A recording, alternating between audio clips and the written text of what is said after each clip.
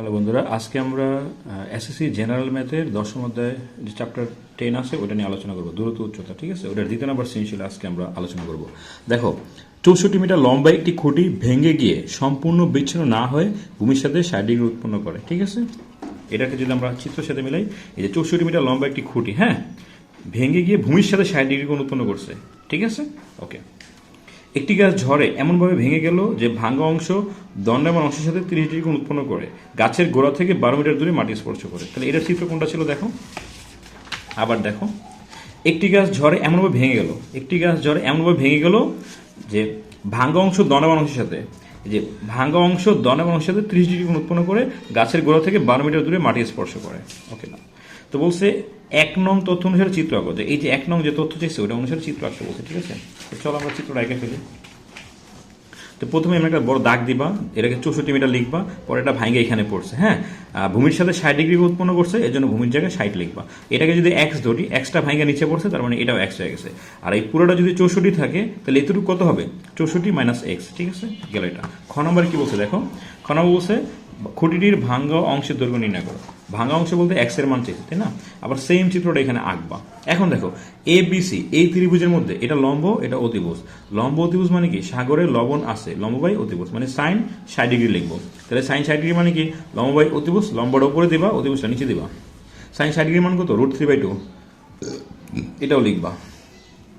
আর গুণন করবা, √3 সাথে এক্স গুণ করলে √3x, 2 এর সাথে 64 গুণ করলে 128 হবে, 2 এর সাথে এক্স গুণ করলে 2x হবে। এটা মাইনাস, এবার সাথে গেলে প্লাস হবে। এখন দেখো, এই দুটো থেকে একটা এক্স কমন নিবা, √3 + 2 বসাবা, আর এটা যা আছে তাই বসাবা। এটা ব্র্যাকেট গুণ অবস্থায় আছে, এ পাশে গেলে ভাগ হবে। তাহলে এটা ফুল ক্যালকুলেশনে চাপ দিবা, এটা পাবা শেষ ভাঙা অংশের দৈর্ঘ্য। পরের কোশ্চেন দেখো, গাছটির সম্পূর্ণ অংশের দৈর্ঘ্য নির্ণয় করো। এই যে 2 নংটা দিয়ে করতে হবে। হ্যাঁ, চলো। যখন গাছটির সম্পূর্ণ অংশের দৈর্ঘ্য নির্ণয় করতে বলবে তখন 2 ধাপ করতে হবে। ঠিক আছে, আগে আঁকতে হবে।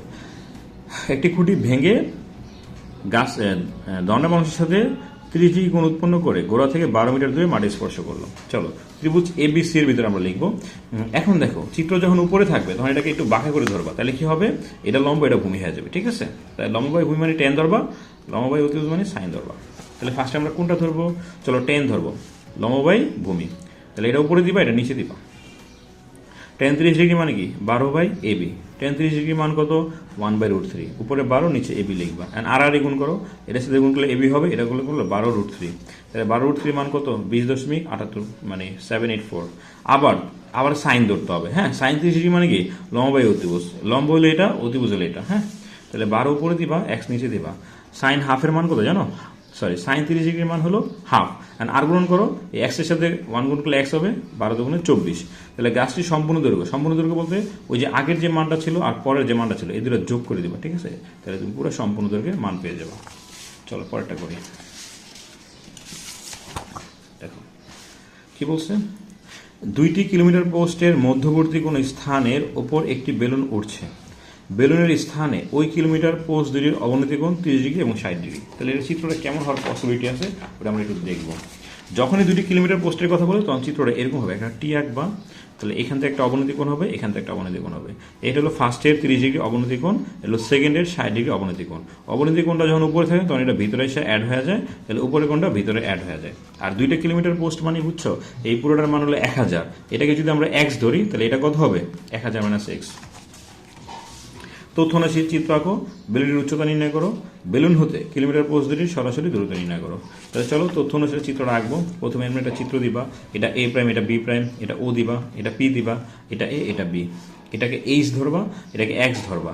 তাহলে যেহেতু 1 কিলোমিটার মানে কি 1000 মিটার, তাহলে এটা 1000 মাইনাস এক্স হবে। সেম চিত্র আবার এখানে আঁকবা। এখন বেলুনটির উচ্চতা মানে কি? এইচ এর মান চেয়েছে, তাই না? তাহলে চলো, এই ডাবল চিত্রের ক্ষেত্রে আমরা 2বার tan ব্যবহার করবো, একবার tan 30 ডিগ্রি আর একবার tan 60 ডিগ্রি। চলো, tan 30 ডিগ্রি যদি আমরা বের করি তাহলে সেক্ষেত্রে কি হবে? tan 30 ডিগ্রি মানে কি? লম্ব বাই ভূমি। লম্বটা উপরে দিবা, ভূমিটা নিচে দিবা। tan 30 ডিগ্রি মান কত? 1/√3, যা আছে তাই। এর সাথে এটা গুণ করো, আর এটার সাথে এটা গুণ করো। এটার সাথে গুণ করলে এক্স হবে, এটা গুণ করলে √3x। আবার সেম এই দিক দিয়ে করবা, tan 60 ডিগ্রি করবা। tan 60 ডিগ্রি মান কত? লম্ব বাই ভূমি। লম্বটা উপরে দিবা, ভূমিটা নিচে দিবা। এটা মান হলো শুধু √3, যা আছে তাই। এটা নিচে একটা মনে 1 আছে, এই 1 এর সাথে এইচ গুণ করলে এইচ হবে, আর √3 এর সাথে যদি এটা গুণ করো তাহলে 2বার ধরতে হবে, একবার 1000√3, একবার √3x। এই এক্স এর মান কিন্তু এখান থেকে ধরতে হবে, এক্স এর মানটা √3h বসায় নিবা এই যে এখানে। ঠিক আছে, এই √3 আর এক্স এর মানটা এখানে বসাইছি। আর এর সাথে গুণ করলে দুইটা √3 মানে কি জানো, একটা 3, এটা মাইনাস আছে, এই পাশে গেলে প্লাস হবে, একটা এইচ আর 3টা এইচ যোগ করলে 4টা এইচ হবে, এই 4টা গুণ অবস্থায় আছে, এই পাশে গেলে ভাগ হবে, ক্যালকুলেশন চাপ দেবে, এইচ এর মানটা বের হয়ে যাবে। তারপরে কোশ্চেন কি বলছে, বলছে বেলুন হতে কিলোমিটার পোস্ট দূরে সরাসরি দূরত্ব, তার মানে হলো এই বেলুন হতে পোস্ট, এইখানে দুইটা পোস্ট কিন্তু এ আর বি, তার মানে এই সরাসরি দূরত্ব বের করতে বলছে। চলো খ হতে পাই এইচ এর মানটা দেখে দেখে লিখবা। তাহলে এখন একবার লম্ব আর অতিভুজ, একবার সাইন 30 ডিগ্রি ধরবা আর একবার সাইন 60 ডিগ্রি ধরবা, ঠিক আছে।